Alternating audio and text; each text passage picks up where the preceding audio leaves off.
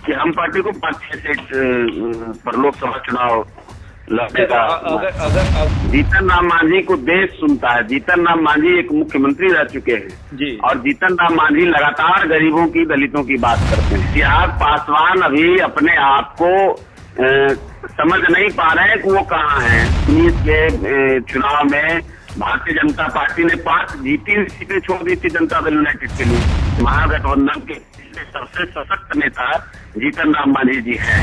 चाचा भतीजे की लड़ाई में चिराग पासवान खुद ही नहीं तय कर पा रहे हैं कि वो किसके नेता हैं। हमने अपनी दावेदारी जहां पे हम मजबूत स्थिति में हैं वहां पे हम जताएंगे और जता रहे हैं। हम सब लोग डिमांड करते हैं कि नीतीश कुमार जी को प्रधानमंत्री बनना चाहिए। हमारे नेता दलित के नेता नहीं है, हमारे नेता गरीबों के नेता हैं। जी हाँ, नमस्कार सर, शशांक पांडे बात कर रहे हैं। हम पार्टी के प्रवक्ता जी से बात हो रही है? जी जी बोल रहे हैं जी। अभी इस वक्त एक खबर जो है वो सोशल मीडिया पर बहुत तेजी से वायरल हो रही है कि आपके पार्टी के राष्ट्रीय अध्यक्ष ने 5 सीट की मांग की है लोकसभा के लिए। हाँ ठीक है। हाँ, तो क्या ये बात सत्य है? क्या वाकई में आप 5 सीट पर दावा कर रहे हैं?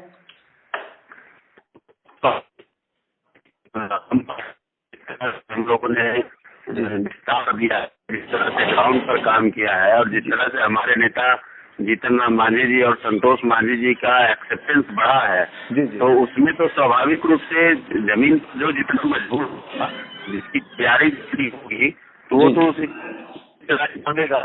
जी जी। अच्छा, क्या तो वाकई में ऐसा होगा कि महागठबंधन की तरफ से आपको 5 सीट दिया जाए? अब हाइपोथेटिक बात है, क्या होगा हम नहीं कह सकते, लेकिन हम पार्टी का जो वजूद है, हम पार्टी का जो जमीन पर मजबूत स्थिति है और जीतन राम मांझी जी में आपको मैं बताऊं कि बिहार में अगर महागठबंधन के नेता में देखेंगे तो नीतीश कुमार जी और लालू प्रसाद जी के बाद अगर सबसे ज्यादा वोट को ट्रांसफर करने की कैपेसिटी अगर किसी के पास है, वोट दिलाने की कैपेसिटी किसी के पास है, चेहरे का जो होता है वो अगर सबसे ज्यादा किसी का है तो जीतन राम मांझी जी का है। तो इसमें कहाँ कोई दो राय है कि महागठबंधन के सबसे सशक्त नेता जीतन राम मांझी जी हैं और उस हिसाब से तो हमारी मजबूत दावेदारी जरूर बनेगी। बगल में आपने देखा होगा कि सबसे बेहतरीन स्ट्राइक रेट अगर किसी ने विधानसभा का चुनाव में अपना दर्ज कराया तो हमारी पार्टी ने कराया। तो इन सबों को अगर आप मिला लें तो जीतन राम मांझी का चेहरा निश्चित रूप से इतना प्रभावशाली है कि हम पार्टी को 5-6 सीट पर लोकसभा चुनाव लड़ने का। अगर आपके राष्ट्रीय अध्यक्ष ने 5 सीटों की मांग की है तो कोई जगह तो चिन्हित किया होगा आप लोगों ने? किन किन लोकसभा पर दावेदारी है आप लोगों की? जगह देखिए स्पेसिफिक बिल्कुल ये नहीं है कि इसी सीट पर है, लेकिन हाँ जहाँ हमारी तैयारी चल रही है उस पर हमारे नेता ने कुछ जगहों को मतलब अपने तरफ से इशारा भी किया है और बाकी जगहों पर हम बिहार की यात्रा पर हमारे नेता हैं। तो हमने अभी तक 2 प्रमंडल की यात्रा की है और उसके बाद 3 प्रमंडल की यात्रा हमारी जून में होगी आने वाले महीने में। तो हम तो पूरे बिहार घूम रहे हैं और हमारे कार्यकर्ता जितने उत्साहित हैं और जिस तरह से मजबूती से लगे हैं तो उसमें हमारा सीटों पर अपना एक भारत पार्टी अपना चिन्हित करती है तो हमने उसमें चिन्हित किया है। निश्चित रूप से आपको अपने अखबार के माध्यम से भी देखा होगा, कुछ नाम आपको सामने आए होंगे। नहीं तो जमुई जो चिन्हित आप लोग सीट कर रहे हैं जी, उस सीट पर तो जेडीयू के भी बहुत सारे नेताओं का दावा है। अब देखिए दावा तो हमने क्या कहा, हर पार्टी अपने स्तर से अपनी तैयारी करती है। हर पार्टी हम तो 5 सीट हर पार्टी 40 सीटों पर अपनी तैयारी कर रही होगी। हर किसी की नजर होगी, जो जिसकी सशक्त दावेदारी होगी वो उस पर चुनाव लड़ेगा। इसमें कहाँ कोई ये है। हमारा तो मगध में आप देखें तो पिछले बार हमने महागठबंधन से गया और औरंगाबाद का चुनाव लड़ा भी था। तो हमारी तो ऐसे ही दावेदारी सशक्त है उस लिहाज से। मगध में हमारा 2 सीटों पर लड़ना तय है। अब उसमें एक गया तो आप जाने रहे हैं कि हमारे नेता का वो प्रभावशाली सीट है। उसके बाद नवादा, जहानाबाद और औरंगाबाद, इन तीनों में भी हमारी दावेदारी है कि उसमें कोई एक सीट पर निश्चित रूप से हम लड़ेगा ही लड़ेगा। जी। और फिर जमुई है, वो हमारा तीसरे नंबर का सीट है, जमुई पर भी हमारी मजबूत दावेदारी है। तो जमुई से तो जेडीयू के मंत्री जो हैं अशोक चौधरी वो तैयारी कर रहे हैं। अब वो तैयारी करने का उनका भी अपना हक है, उनकी भी अपनी दावेदारी होगी, तो कोई किसी को तैयारी करने से तो नहीं रोक सकता है ना, ये तो सत्ताधिकार है। और भी कई लोग तैयारी कर रहे होंगे। चौधरी जी महागठबंधन के मजबूत नेता है, हम सबों के भी प्रिय है, तो उनका अपना दल, तो उनका जनता दल है, हमारा दल हिंदुस्तानी आवाम मोर्चा है। तो हमारे कार्यकर्ता को तो हम किसी के हिसाब से तो लोग नहीं करना, हमारे चलते वो अपनी तैयारी रोकेंगे। नहीं, दल तो अलग हो सकता है, लेकिन गठबंधन तो एक है ना। नहीं, तब तो आप कहेंगे कि तो गया में ऑलरेडी जनता दल यूनाइटेड के एमपी हैं, तो हमको वहाँ भी तैयारी करनी चाहिए। बिल्कुल, जहाँ जनता दल यूनाइटेड के एमपी हैं और जहाँ से वो लोग तैयारी कर रहे हैं, आप वहीं से तैयारी कर रहे हैं। नहीं, वो तो ऐसे तो साफ तौर पर दिख रहा है कि आप महागठबंधन में बगावत कर रहे हैं। हमारा प्रभाव क्षेत्र जो है वो तो फिर एडजस्टमेंट होता है ना, वो सीटें हम लोग आपस में जब गठबंधन होता है तो एक दूसरे के लिए सीट छोड़ा जाता है। आपको याद होगा कि 2019 के चुनाव में भारतीय जनता पार्टी ने 5 जीती हुई सीटें छोड़ दी थी जनता दल यूनाइटेड के लिए, परंपरागत सीटें छोड़ दी थी जनता दल यूनाइटेड के लिए। तो मतलब बगावत पर उतर आए हैं आप लोग, ये तो साफ तौर पर दिखा जाता है।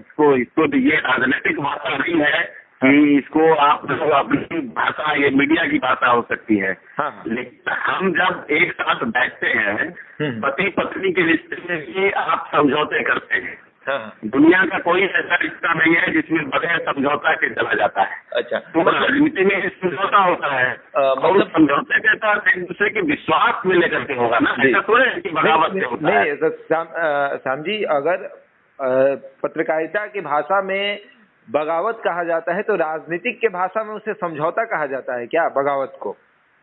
नहीं, आपसी समझौते और आपसी तालमेल के साथ गठबंधन चलते हैं।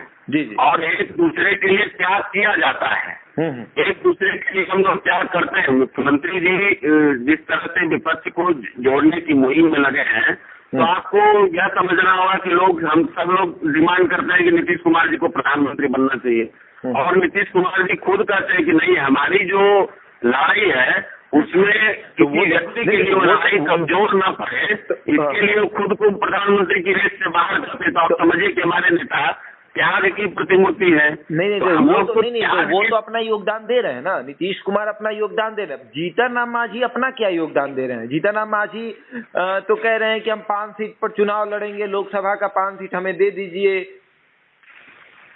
तो 5 सीट पर चुनाव लड़ेंगे चाह, तो चुनाव लड़के किसको मदद करेंगे? हाँ, लेकिन उन 5 सीटों की बात कर रहे हैं जहां से जनता दल यूनाइटेड तैयारी कर रहा है, या फिर उनकी सिटिंग सीट है? नहीं, केवल उन सीटों की बात। आप जमुई तो जनता दल यूनाइटेड का सिटिंग सीट नहीं है, तो वहाँ से तैयारी कर रही है जनता दल यूनाइटेड का सिटिंग सीट नहीं है। दोनों जगह से जनता दल तैयारी कर रही है। नहीं है जी, दोनों जगह से जनता दल यूनाइटेड तैयारी कर रही है, जमुई और नवादा। नहीं, हम तो तैयारी खगड़िया में भी कर रहे हैं, हम तैयारी शिवहर की भी कर रहे हैं। हाँ। तो इन सीटों पर तो जनता दल यूनाइटेड का सिटिंग नहीं है। तो ये कहना देखिए, ऐसा नहीं है। बहुत सारी सीटें ऐसी भी होंगी जिसमें आरजेडी जेडीयू एक साथ एक दूसरे को कुछ सीटों पे समझौता करेगी।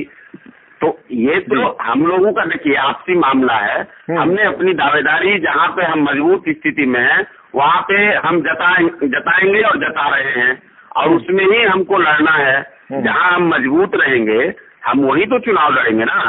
ऐसा तो नहीं है कि जहाँ हमारा अगर कहीं हर सीट पर हर कोई मजबूत नहीं हो सकता है।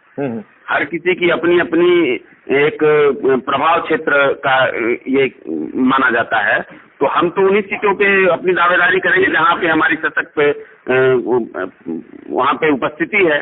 अच्छा, आपके जो नेता हैं दलित के नेता हैं, दलित के बड़े नेता माने जाते हैं, वहीं दूसरी तरफ चिराग पासवान भी दलित के बड़े चेहरे माने जाते हैं। दोनों की जो ताल जो है वो जमुई पर ही ठोकी जा रही है। नहीं, हमारे नेता दलित के नेता नहीं है, हमारे नेता गरीबों के नेता हैं। अच्छा। वो दलित बिरादरी से आते हैं। हाँ। लेकिन वो तमाम गरीबों के नेता हैं। वो हमारे नेता हमेशा बात करते हैं कि हम जो 85-15 की बात करते हैं वो 85-15 गरीबी के और अमीरी के इशारों को आप उसको देखिए। जो 85% गरीब, हर हमारे तो नेता का नारा ही है ना कि सबका इरादा नेक हो और भारत के गरीब हो एक हो। तो केवल दलित नेता के अथी में उसको नहीं बांधना चाहिए। बहुत बड़ा प्रभाव क्षेत्र उनका अपना है। हर उनका जो काम करने का तौर तरीका, जो उनके मुख्यमंत्री तो काल में जिन लोगों को लाभ दिया उन्होंने, उसमें आप देखिएगा कि हर वर्ग के लोग लाभान्वित हुए हैं। जी जी। तो यानी 5 सीट का दावा ये बस दावा ही रहेगा या फिर लेके रहना है, हक हमारा, अधिकार हमारा?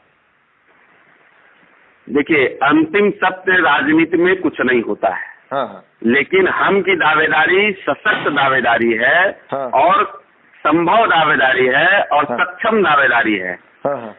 इसलिए इसको ना कोई आपको हल्के में लेना चाहिए और न किसी और को हल्के में लेना चाहिए। ठीक है, समझौते हमने क्या कहा कि एक दूसरे के साथ कुछ त्याग भी करना पड़ेगा तो करेंगे, सामने वाले वही करेंगे, हम भी करेंगे। लेकिन इस दावेदारी को कोई हल्के में, कोई राजनीतिक तोल मोल या प्रेशर पॉलिटिक्स ऐसा नहीं है। हमारी उन सीटों पे मजबूत तैयारी है और दावेदारी जो है तैयारी के अनुरूप है। तो हमारी दावेदारी को आप तैयारी से आप अगर आंख कर देखेंगे तो ये 100% वाली आप दावेदारी मान के चलें। चलिए, तो श्याम सुंदर शरण जी हमारे साथ अभी मौजूद थे। एक सवाल आपका मैंने छोड़ दिया। आपने जो कहा कि चिराग पासवान और जीतन राम मांझी दोनों दलित नेता हैं और दोनों की दावेदारी है, तो यह जान लिए चिराग पासवान अभी अपने आप को समझ नहीं पा रहे हैं कि वो कहाँ हैं। वो उसमें फंसे हुए हैं और चचा भतीजे की लड़ाई में चिराग पासवान खुद ही नहीं तय कर पा रहे हैं कि वो किसके नेता हैं। और जी हेलो होती नहीं है। जी हेलो जी आवाज आ रही, बताइए। जीतन राम मांझी जमीनी नेता हैं। जीतन राम मांझी को देश सुनता है। जीतन राम मांझी एक मुख्यमंत्री रह चुके हैं जी। और जीतन राम मांझी लगातार गरीबों की, दलितों की बात करते हैं। बाकी किसी का हम नाम नहीं लेंगे, लेकिन तय तो करना होगा ना कि हमको किस तरह की लड़ाई लड़नी है, हमको क्या करना है। इस लड़ाई में इसको तय करने में कहीं न कहीं मेरे हिसाब से चिराग पासवान अभी पीछे है। चलिए, बिल्कुल। तो श्याम सुंदर शरण जी हमारे साथ मौजूद थे, हम पार्टी के प्रवक्ता। बहरहाल